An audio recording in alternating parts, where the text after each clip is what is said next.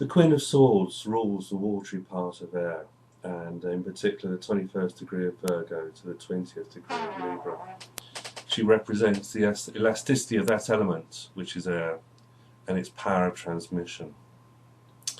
In the figure we see her upper body is naked, but she's wearing a belt and a sarong. It looks like a skirt here. The sarong is evident of some kind of oriental influence here. On her head, she is created by a child with sharp eyes, which illumine her empire of celestial dew. Dew is the idea of things manifesting down from heaven.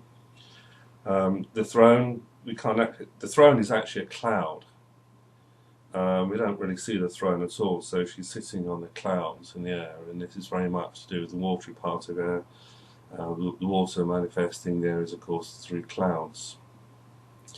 The symbols that she has: in her right hand she has a sword held down. She's cutting through ignorance and things like this. And in her left hand she has the newly severed head of a bearded man. Quite who the bearded man is, as we're not sure, but it may well be to do with Adam Kadmon or something like this, because that's how in the Judaic tradition the goddess sometimes sings. So she's clearly severing some kind of thing to do with the intellect. Crowley describes her as to do with idea. She is the clear, conscious perception of idea, the liberator of the mind. Now, with the Queen of Cups, we saw that she is very much this idea of the transcendent self, who is reflective on all that she sees, and we don't really see her face. So this is beyond the mind. And the Prince of Swords,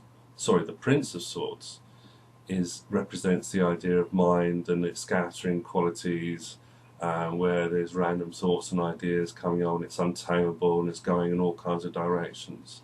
But with the water and the emotions and the feelings, the mind settles down and becomes calm.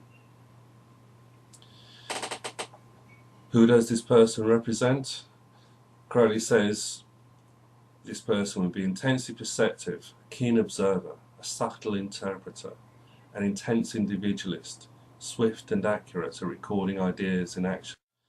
This idea reminds me very much of Tai Chi, where the mind movements are calm and controlled. On the other hand, of course, there's the other side to her, and she can be untrustworthy, sly, cruel, deceitful, and unreliable.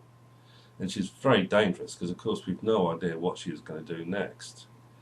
So she can appear beauty, but underneath there's this kind of tortured soul in there that's full of anguish and sorrow. There is an outcome to this card as well.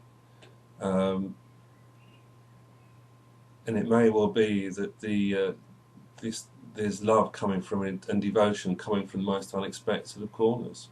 It could be for a woman that the man she just thought was a friend, he's been harbouring these intense desires for her that she never realised.